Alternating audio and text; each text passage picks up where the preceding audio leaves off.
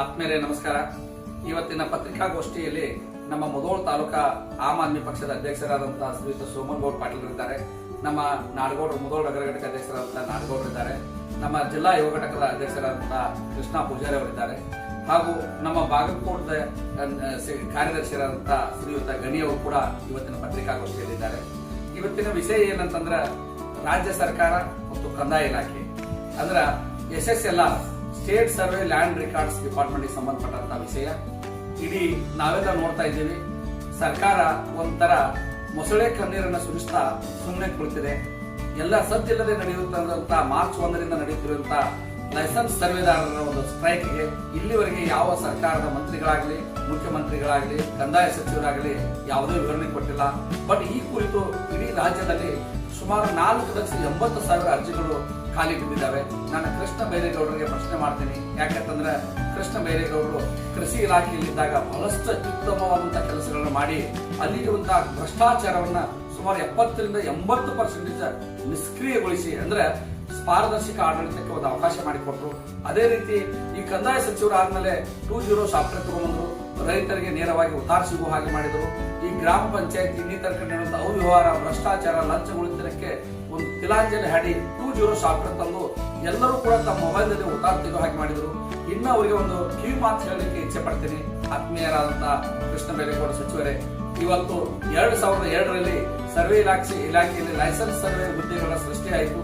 ಇವತ್ತಿನವರೆಗೂ ಸುಮಾರು 23 ವರ್ಷ ಅಂದ್ರೆ ಸುಮಾರು 25-26ನೇ ವಯಸ್ಸಿಗೆ ಆಯ್ಕೆಯಾದಂತಹ ಒಬ್ಬ ಸಿವಿಲ್ ಇಂಜಿನಿಯರ್, ಒಬ್ಬ BE ಮುಗಿಸ್ಬೇಕಾದ್ರೆ ಏನ್ ಕಷ್ಟ ಅಂತ ಒಬ್ಬ ರೈತರಿಗೆ ಗೊತ್ತಿದೆ, ನಿಮಗೂ ಕೂಡ ಗೊತ್ತದ. ಸುಮಾರು 10-20 ಲಕ್ಷ ಖರ್ಚು ಮಾಡಿ ಒಬ್ಬ ವಿದ್ಯಾರ್ಥಿ ತನ್ನ ಜೀವನದಲ್ಲಿ BE ಸಿವಿಲ್ ಮಾಡ್ತಾನ, ಡಿಪ್ಲೊಮಾ ಮಾಡ್ತಾನ, ಏನೋ ಸರ್ಕಾರಿ ನೌಕರಿ ಕಾಲ್ಪಾರ ಅರ್ಜಿ ಹಾಕಿ ಸುಮಾರು 23 ವರ್ಷಗಳಿಂದ ಸರ್ವೆ ಇಲಾಖೆಯಲ್ಲಿ ಲೈಸೆನ್ಸ್ ಸರ್ವೆ ನೌಕರಿ ಮಾಡ್ತಾ ಇದ್ದಾನೆ. ಅವ್ರಿಗೆ ನೀವು ಕೊಡುವಂತ ಸಂಬಳ ಕೇವಲ 25,000. ನಾನು ಏನ್ ಕೇಳ್ತೀನಿ ಕೃಷ್ಣ ಬೈರೇಗೌಡ ಸಾಹೇಬ್ರೆ, ನೀವು ಕೊಡ್ತಾ ಇರುವಂತ ಪಗಾರ ನಿಮ್ಮ ಸರ್ಕಾರ ಖಜಾನೆದಲ್ಲ. ರೈತರು ತಮ್ಮ ಸರ್ವೆಯನ್ನ ಮಾಡ್ಲಿಕ್ಕೆ, ತಮ್ಮ ಅಲಿನೇಷನ್ ಮಾಡ್ಲಿಕ್ಕೆ, ಹದ್ದುಬಸ್ತಿ ಮಾಡ್ಲಿಕ್ಕೆ, ಪೋಡಿ ಮಾಡ್ಲಿಕ್ಕೆ ಸರ್ಕಾರಕ್ಕೆ ತುಂಬಿದಂತ ಒಟ್ಟು ಒಂದು ತಿಂಗಳ ಆದಾಯ ಸುಮಾರು 250 ಕೋಟಿಯಿಂದ 300 ಕೋಟಿ ರೂಪಾಯಿ. ನೀವು ಇವತ್ತು 6,000 ನಮ್ಮ ಕರ್ನಾಟಕ ರಾಜ್ಯದಲ್ಲಿ ಸುಮಾರು 6,000 ಲೈಸೆನ್ಸ್ ಸರ್ವೆದಾರರ ಇವ್ರಿಗೆ ಕೊಡುವಂತ ನೀವು ವೇತನ 40ರಿಂದ 50 ಕೋಟಿ. ಇವತ್ತು ಲೈಸೆನ್ಸ್ ಸರ್ವೆದಾರನ್ನ ಮುಂದಿಟ್ಟುಕೊಂಡು ದುಡ್ಡು ಮಾಡ್ಲಿಕ್ಕೆ ಇವತ್ತು ಸರ್ಕಾರ ಗಣ್ಯತ್ತಿದೆ. ಸುಮಾರು 200ರಿಂದ 250 ಕೋಟಿ ರೂಪಾಯಿ ಉಳಿಸಿಕೊಂಡು ನೀವು ಸರ್ಕಾರಕ್ಕೆ, ಒಂದು ಜನರಿಗೆ, ಇವತ್ತಿನ ರೈತರಿಗೆ, ಇವತ್ತಿನ ಸಮಾಜಕ್ಕೆ ಅನ್ಯಾಯ ಮಾಡ್ತಾ ಇದ್ದೀರಿ. ಅಷ್ಟೇ ಅಲ್ಲದೆ ಆ ವ್ಯಕ್ತಿಯ ಬಗ್ಗೆ ನಾವು ನೋಡ್ತಾ ಹೋಗೋಣ.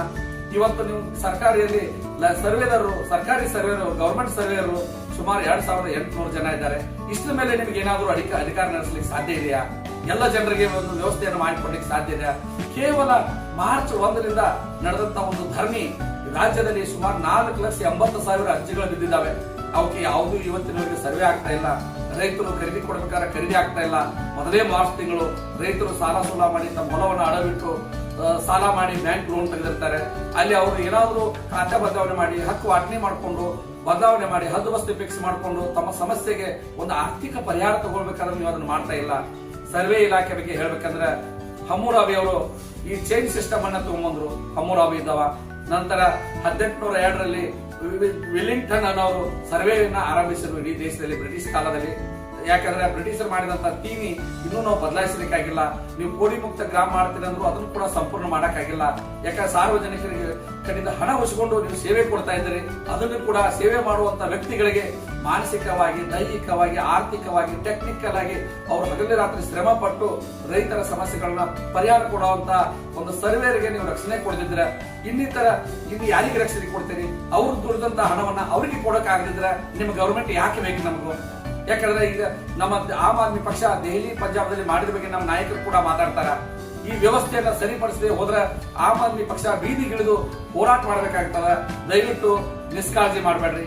ಅವರು ನಿಮ್ಮ ಅಧೀನದ ಒಂದು ಇಲಾಖೆ, ಸರ್ವೆ ಇಲಾಖೆ, ಕಂದಾಯ ಇಲಾಖೆ ವ್ಯಾಪ್ತಿಯ ಅಧೀನ ಇಲಾಖೆಗೆ ನೀವು ನ್ಯಾಯವನ್ನ ಕೊಡ್ರಿ ಅಂತ ಹೇಳಿ ವಿನಂತಿಸ್ಕೊಳ್ತೇನೆ. ನಮಸ್ಕಾರ ಸರ್.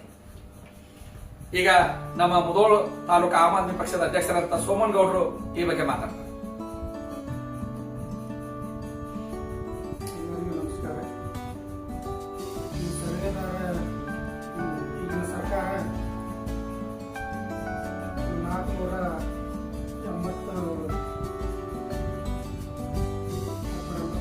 $4,80,000 2,80,000 ಅರ್ಜಿಗಳು 2,80,000 80,000 ಅರ್ಜಿಗಳು ಬಾಕಿ ಇದಾವೆ. ಅರ್ಜಿಗಳು ಬಾಕಿ ಇದ್ದು ಈಗ ಸರ್ಕಾರದವರು ಇವ್ರನ್ನ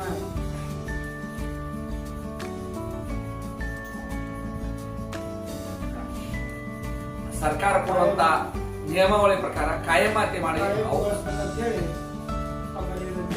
ಮಾಡ್ಕೊಳ್ತೀವಿ.